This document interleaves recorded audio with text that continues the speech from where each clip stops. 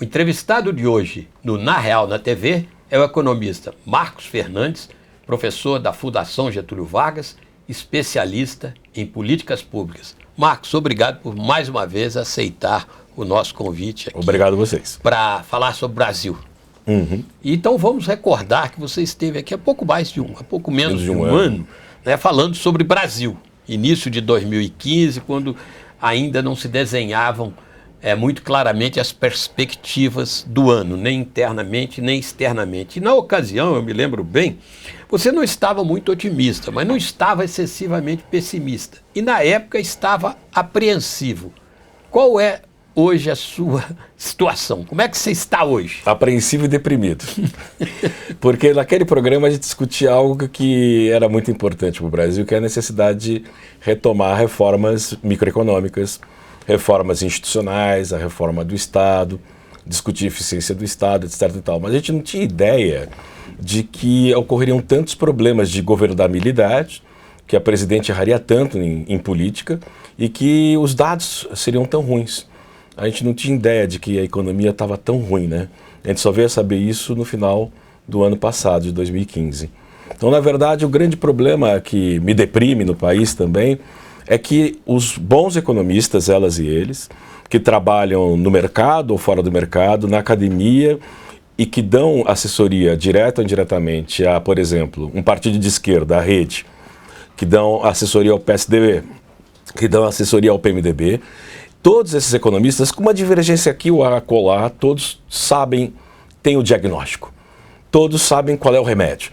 Pode haver uma diferença na dosagem, no time de adoção do remédio, mas há um consenso hoje no Brasil, mais ou menos como aparece na Argentina, com o atual presidente, de que você tem que abrir mais a economia, que você tem que fortalecer as instituições fiscais, não enfraquecê-las, como Dilma fez quando era chefe da Casa Civil, e rejeitou aquele pacote de reformas, que seria o Real 2, Plano Real 3, 2 ou 3, que era o plano de reformas fiscais que garantiria mais segurança para evitar os problemas fiscais que a gente vive hoje.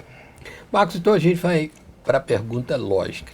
Se quase todos, inclusive você diz, pessoas ligadas aos partidos governistas, sabem o que deve fazer, conselheiros do governo sabem o que deve fazer, ou que foram conselheiros do governo, como por exemplo o ex-ministro Delfim Neto, sabem claramente o que deve ser feito, por que não se faz?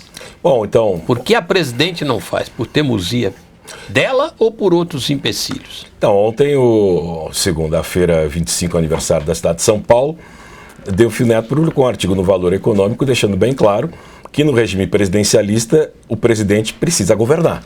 Né? Numa monarquia, o rei absolutista, o rei governava. No parlamentarismo, o primeiro-ministro. Então a gente não tem governo. Na verdade, talvez seja o perfil de personalidade da presidente, ela é centralizadora, ela acredita nas coisas que ela pensa, e o que ela pensa em geral é errado. Ela demora a perceber que está errada, quando ela percebe, a janela de oportunidade já ficou, não no passado, mas no pretérito mais que perfeito. Então ela é craque em perder oportunidades. Na verdade, a gente vive um problema muito sério, que é do ponto de vista gerencial, nós não temos uma pessoa capacitada para a gestão. Segundo, acho que ela não tem perfil político. Não é um defeito, mas ela não tem essa vocação.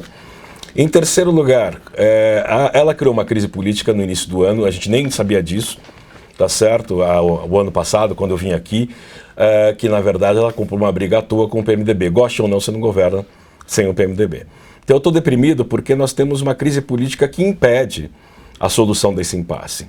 Qual é o impasse? O impasse é, se Dilma fica até 2018, ela não vai ter condições de fazer nada. Vai ser uma política de arroz com feijão muito mal feita. Isso vai levar o país para uma situação de degradação. Nós não sabemos, no entanto, o que poderia acontecer também diante do impeachment. Não sabemos o day after. O impeachment é como usar uma bomba atômica, né? É o último recurso de uma democracia. Mas o fato é que o poder não tolera vácuo. E o que nós estamos vendo no Brasil hoje é vácuo. E outro problema grave. O PT a presidente Dilma não precisa de oposição. Ela já tem em casa. O PT é a maior oposição a ela. E é uma oposição, desculpe usar esse termo, sem vergonha nenhuma na cara. porque eles sabem que é necessária a reforma da Previdência, eles sabem que é necessária algumas reformas institucionais, mas não, só por uma questão de bandeira meramente ideológica, talvez seja um pouco de ignorância também, não é só maldade, a burrice molda a história também, o Partido dos Trabalhadores sabota o presidente da República. Os atores racionais, junto ao presidente, o grande ator racional é o Wagner. Mas mal ele aparece como o grande ator interlocutor racional, e ele é um homem inteligente, formado, ele já é bombardeado por essa metralhadora na mão de um mico bêbado que é a Lava Jato. Então nós temos uma situação muito complicada. Falta liderança. No PT, as pessoas que sejam de boa índole são incapazes.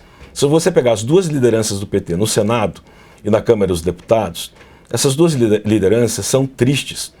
Na emissão quando falam sobre política econômica, quando criticam a presidente da República, quando criticavam antes o ministro da Fazenda anterior, quando criticam agora Nelson Barbosa, eles não só são traiçoeiros, eu acho que não é nem maldade, eles simplesmente são pessoas mal formadas, não entendem de história, têm preconceitos ideológicos muito arraigados, não entendem de economia. Quando um líder de um partido fala que o Brasil precisa de mais Estado, qual? Esse Estado ineficiente é uma questão muito complicada. Mas, o Marcos, também a questão eleitoral, e aí eu ligo para você 2016, que é um ensaio para 2018, e 2018 também não estaria influindo nessas decisões, não só os problemas que você já relatou da presidente Dilma, isso também, ou seja, os partidos governistas de um modo geral, e o PT mais em particular, não estariam bloqueando várias ações porque elas são tidas como, digamos, impopulares no momento que você disputa uma eleição? Eu acho que tem esse componente, sim. Em ano eleitoral é muito difícil você aprovar CPMF, falar de reforma da Previdência, ninguém quer arcar com esse ônus, não é? Então há esse cálculo racional. O que eu suspeito é que, quando eu penso nas duas lideranças que eu me referi do PT no Senado e na Câmara, é que eles não pensam nem nisso. Talvez o presidente do partido, do PT, pense. Rui Falcão. Rui Falcão talvez pense nesse cálculo econômico racional, político racional. Mas eu temo, isso é um problema para o destino de todos nós, que essas duas lideranças nem fazem esse cálculo político racional, eles acreditam nisso. Agora, claro, os atores racionais da oposição, da situação, da base, fazem, mesmo do PT, fazem cálculo racional e sabem que é muito custoso fazer esse tipo de reforma. Não é só fazer reforma, é falar dela em ano de eleição. E aí vamos então, antes de ir para outro lado, que é o impeachment, e o ex-presidente Lula nisso tudo? Qual é realmente o papel que ele está exercendo nisso aí? Aliás, ele ainda tem grande influência no PT e tudo indica que ainda tem influência sobre a presidente Dilma, ou pelo menos parece ter. Então, mas lamentavelmente o presidente Lula, ele nunca rezou muito pela liturgia do cargo, natural. Mas ultimamente ele tem feito declarações e também se reunido com pessoas que são o oposto, que representam o oposto daquilo que, em termos de ideias, o Brasil precisa. Ele ouve ou se reúne com economistas e alguns jornalistas que pensam exatamente o oposto daquele consenso ao qual nos referimos no início do programa. Consenso não só de economistas, mas da elite racional do país. Quando eu falo elite, não é elite no sentido econômico, é elite pensante que pensa. Não manifestos de economistas aloprados, não manifestos de economistas que se sentiram magoados, eventualmente. Estou falando de gente séria, que tem diagnóstico. O presidente Lula se reúne com exatamente pessoas que são o oposto desse diagnóstico. E que nem vem a público explicitar qual é realmente a sua posição. E que contribuíram para a construção da destruição do Brasil. Mas o ex-presidente Lula é sabido um político sagaz e racional. Ele não poderia reagir de uma forma sagaz e racional neste momento, mesmo se reunindo com essas pessoas que você disse, porque ele sempre foi muito objetivo e ele mesmo disse uma metamorfose ambulante, tanto que adotou várias medidas que ele nunca disse que nunca adotaria, ou pelo menos pregava que não adotaria, na hora que sentiu que a situação estava difícil, haja vista os primeiros anos de mandato dele, em que ele fez uma política contrária à dele e do próprio PT. Vamos dizer, o presidente Lula é muito inteligente, ele é um político muito hábil. E ele é tão inteligente que ele é pragmático. Ele nunca indicou para nenhum cargo econômico relevante os economistas do PT. Porque ele sabe que boa parte dos economistas do PT não conseguem administrar sua própria casa. Ele não é louco. O presidente Lula sabe administrar um país. Ele entende, ele tem sensibilidade para saber quem pode fazer, quem não pode fazer. Ele sente o cheiro, tá certo? Lembre-se que quando o Fernando Henrique ganhou a sua eleição, seus 2 principais assessores econômicos, mas principalmente o Mercadante, falaram que o Plano Real ia fracassar. O Lula não esquece isso. O Lula perdeu uma eleição, talvez, por causa disso. Então o Lula não esquece. Então o presidente Lula é tudo menos bobo. Ele é inteligente. Agora, ultimamente parece que ele está perdendo um pouco o controle. Ele não está sendo sóbrio e frio como um político deve ser. Ele não está sendo sóbrio e frio como, por exemplo, eu vou usar o exemplo aqui que eu acho demoníaco, mas temos que reconhecer que o sujeito é um Maquiavel bem malvado, andando aí pela rua, que é o Cunha. Esse daí é frio, calculista, malvado, malvadinho, mas ele é frio. O Lula parece estar perdendo essa frieza. Já que você citou o Eduardo Cunha, entramos então na seara do impeachment. Ele é o grande arauto do impeachment. Agora, tudo leva a crer, na conjuntura de hoje, que o impeachment é uma carta fora do baralho. Sim. A presidente conseguiu, de bem ou mal, conseguiu se recompor, ajustou-se lá com o PMDB, Michel Temer, a duras penas, tem um PMDB temeroso do Lava Jato e por isso prefere ficar mais ou menos quieto neste momento. Então, não sei se você pensa assim, o impeachment não é a carta. Não existe essa carta. Por isso que eu estou deprimido, porque a gente não tem uma solução de curto prazo, que seria a melhor solução, a renúncia. Evidentemente seria a solução mais nobre, patriótica e melhor para o país. Mas isso não vai passar jamais pela cabeça da presidente da República. Tá certo? Dada a sua história. Jamais ela vai renunciar. Pode ser isso uma posição de coerência, não me importa, mas ela não vai. Mas o problema é que quando a gente tinha povo na rua, pelo menos boa parte da população na rua, a gente não tinha condições políticas para o impeachment. Quando veio o impeachment, quando surgiu o impeachment, você não tinha mais pessoas na rua. Então a gente não está tendo uma coincidência de fatores que podem levar ao processo de impeachment. A literatura de ciência política, aprendi isso com meus amigos cientistas políticos, dizem que na América Latina você tem que ter as seguintes condições para ter impeachment: crise econômica, um grande escândalo de corrupção, crise de governabilidade e povo na rua. A gente tem essas 4 coisas, só que ainda falta o povo na rua. A gente está com as outras coisas aqui. Então, respondendo diretamente à tua questão, o impeachment parece uma carta fora do baralho, por enquanto. Eu quero ver nos grandes municípios até onde vai o desemprego, vai bater em quanto. O seguro-desemprego, as pessoas que receberam o seguro-desemprego vai terminar já já. Quero ver o que acontece. O desemprego está aumentando a beça nas grandes metrópoles, como eu falei, mas não é só isso. Tá certo? Nós temos outros problemas sociais que podem aflorar em função dessa condição. Nós temos a perda de sonhos. Em 2014 se vendeu um sonho, foi um estelionato, um 171 total, de que as pessoas que conquistaram a nova classe média baixa, que conquistaram acesso a consumo, a bens e serviços, que elas não só manteriam isso, como elas ampliariam isso. Elas estão perdendo emprego, está aumentando a formalização, boa parte dessas pessoas eram empregadas no setor de serviço. O setor de serviço rapidamente informaliza. A renda geral dessas pessoas está caindo, já paga mal, já está caindo. As pessoas, você ofereceu uma maçã, para quem nunca comeu maçã, elas comeram e gostaram. Daí você ofereceu uma quitanda. Abriu a quitanda, veio março de 2015, opa, tive que fechar a quitanda. Mas agora não só tive que fechar a quitanda, agora estou tirando teu emprego, teu dinheiro, estou tirando seus sonhos. Então, esses processos são muito aleatórios. Pode acontecer alguma coisa que leve as pessoas para a rua. Só isso. Olimpíadas. Chefes de Estado comparecem, né? Eu espero que com repelentes, obviamente. Vão todos estar com repelentes em mão. Eu gostaria de saber se a presidente da República vai ter coragem de abertura dos Jogos. Quero saber se ela vai ter coragem. Acho que ela não vai ter. Ou não vão deixá-la ir. Agora, Marcos, você vê a possibilidade, diante desse quadro que está traçado aí, realmente delicado para a presidente, é delicado, até porque você disse, os maiores adversários dela são os próprios amigos.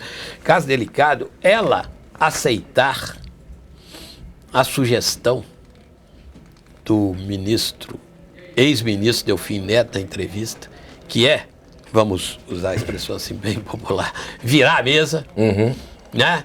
E jogar tudo pro alto, ir lá no Congresso, botar o pé na porta e dizer, olha, tá aqui, eu quero essas reformas, só assim nós vamos sair e vocês assumam a responsabilidade se não fizerem. Você vê essa possibilidade na personalidade dela, numa situação dramática? Você acha que ela pode tomar essa atitude aí?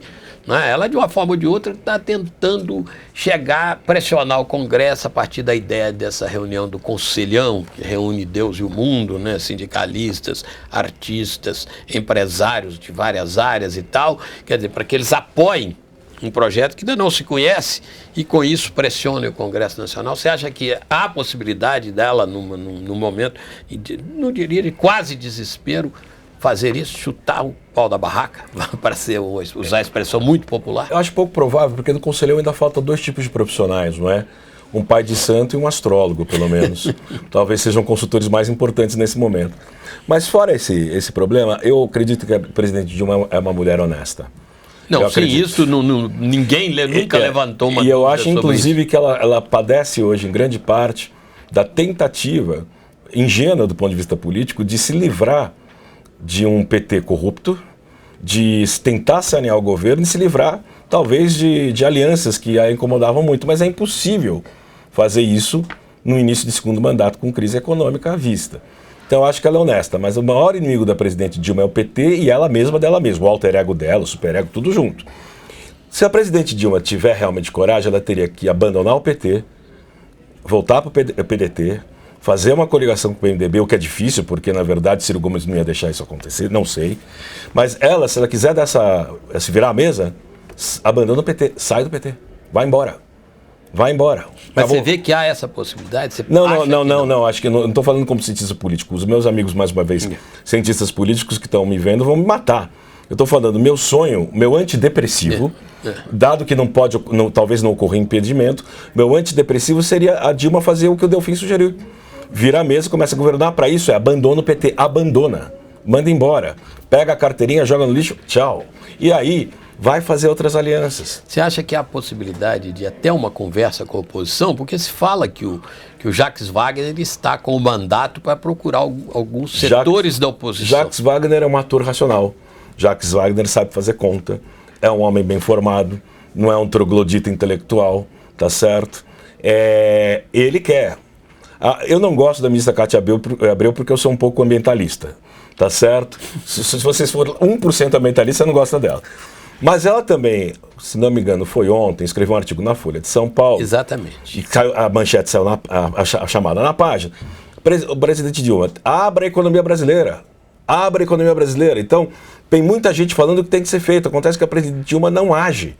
A não ser que ela perceba que a espada de Damocles não está mais na cabeça, mas está no pescoço dela. Mas, como eu disse anteriormente, ela tem um grave defeito. Ela percebe tarde demais que já era tarde demais. Ela poderia virar a mesa, abandonar o PT e governar. Estou falando como cidadão, não como cientista político, que não eu sou. Agora, Marcos, e as questões externas, o que está se pintando aí no lado externo, que é principalmente ninguém sabe o que vai acontecer com a China, né? O que é a China, ninguém nunca soube, né? A China sempre foi um sucesso e um mistério ao mesmo tempo, e agora um problema e um mistério ao mesmo tempo. E a questão do petróleo, isso são duas complicações muito grandes, ou isso não vai ter o efeito que... Tem gente que está dizendo que não vai ter o efeito que todo mundo está achando que está, que a China vai se acomodar, que o petróleo vai ficar um pouco baixo, mas depois volta ao normal, isso se corrige. Os meus economistas da área de petróleo, porque essa é uma área muito específica, meus economistas, colegas economistas, é que saberiam comentar isso com mais profundidade.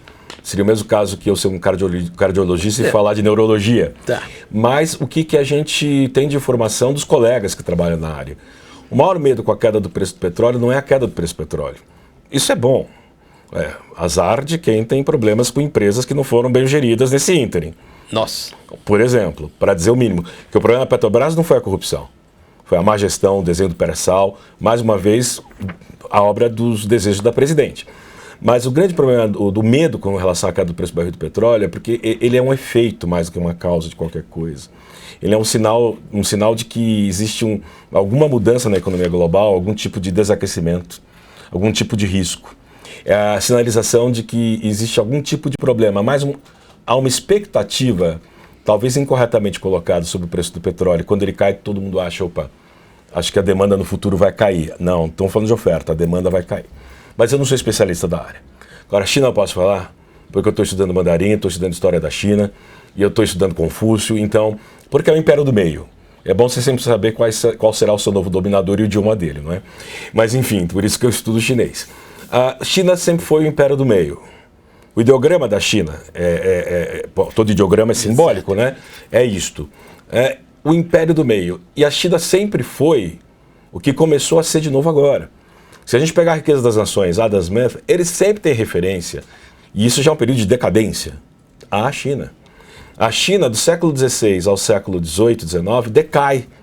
Mas a China, há evidências por meio de viajantes ocidentais, estou me referindo à antiguidade, já era um país com uma economia considerável na época do Império Romano.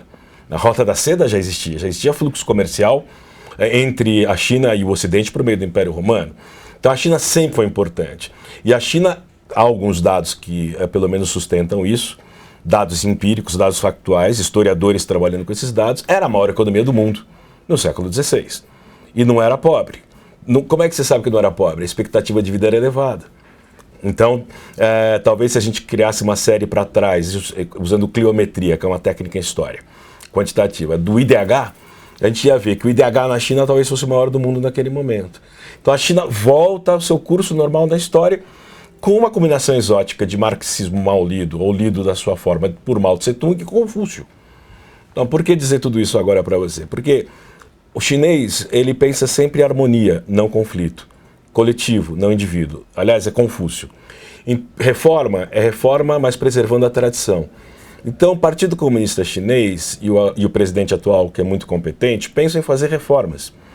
Isso está no seu último livro que discute a governança da China. O Xi Jinping, o livro dele, que é uma coletânea de discursos do Partido Comunista e para a população. Agora, esse processo de mudança ele é lento, porque para o chinês é mudar para preservar. Só que parece que a crise é maior do que se imagina, porque existem cidades fantasmas na China, prédios fantasmas, então talvez haja uma bolha. Talvez tenha havido um bypass do investimento, uma bolha. E as famílias chinesas se habituaram, as mais ricas, mas também as famílias mais modestas, urbanas, a colocar suas poupanças no mercado de ações. Então, qual é o grande problema da queda da Bolsa de Xangai hoje? E qual é o problema da Bolsa na China? É que boa parte da poupança das famílias chinesas está aplicada em ações. O governo chinês, então, está parecendo a agir da forma a garantir um soft landing, mas indicam que o crescimento é de 6,3% ao ano. No entanto, a queda de demanda por energia é maior do que a anunciada. E fontes ocidentais alegam que talvez haja um decrescimento maior. Quer dizer, cresce menos do que diz que cresce. Alguns falam em 3%. Aí começamos a ter problema. Por que começamos a ter problema? Porque a China compra, não é a China, o PCC, o Partido Comunista Chinês, compra a população em grande parte com crescimento econômico. A corrupção ela é tolerável, do ponto de vista dos custos que ela gera, com crescimento econômico mais elevado. A partir do momento que o crescimento cai, evidentemente a gente pode ter uma situação de uma transição lenta e reformas institucionais lentas não sejam viáveis. E talvez o PCC tenha que pensar, e o presidente da China, em reformas mais radicais. O que no caso deles é sempre traumático. Reformas radicais geram instabilidade. Então é uma incógnita. Não dá para dizer quando ela haverá o soft landing e quando se dá uma retomada. O que a gente pode dizer é que o Partido Comunista Chinês, na sua elite, é extremamente meritocrático. A elite dos economistas e engenheiros que trabalham no Banco Central da China, trabalham assessorando o presidente, são todos formados nas melhores escolas.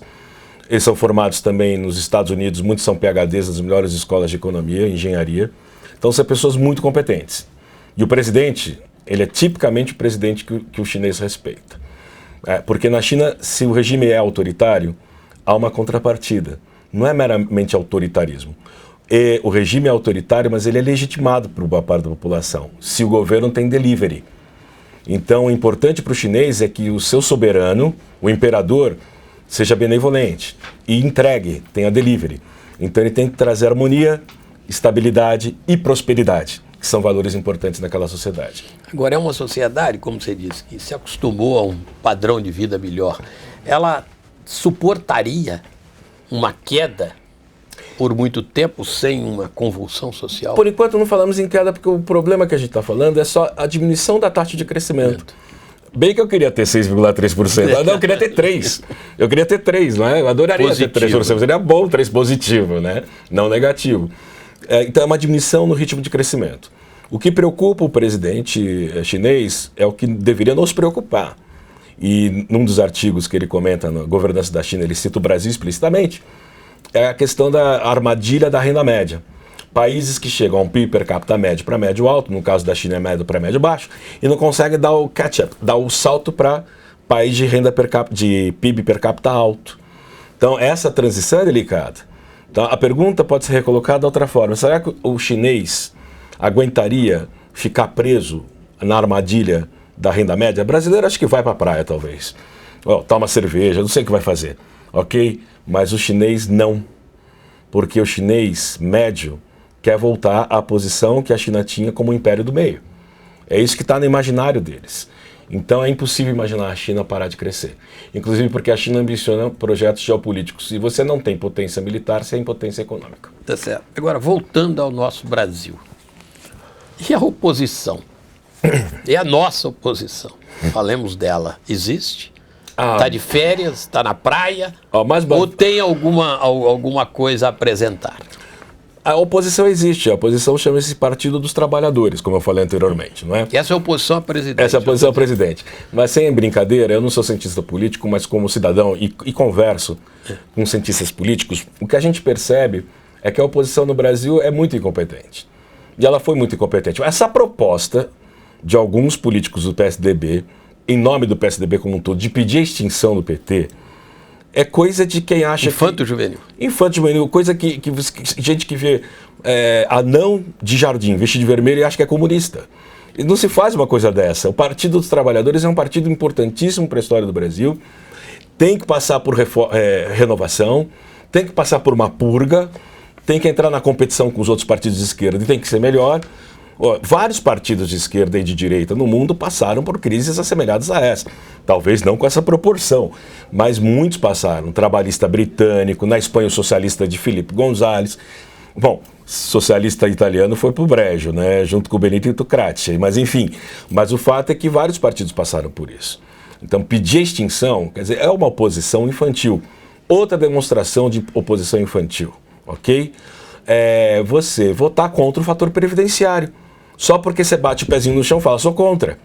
Votar contra o Brasil, será que isso é racional, justificável? Não é só contra o Brasil, votaram contra o próprio governo do Fernando Henrique Cardoso. Quer dizer, então a oposição é muito infantil. Marcos, muito obrigado pela entrevista. Espero contar com você aqui sempre com esse brilhantismo da outra vez e de hoje. E o Na Real na TV volta na terça-feira, às 14 horas, com uma nova entrevista. Obrigado. Obrigado.